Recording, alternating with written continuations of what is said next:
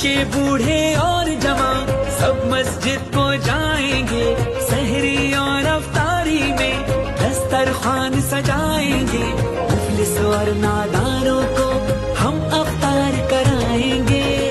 मुश्किल आसान कर दे रहमान, बोले ईमान।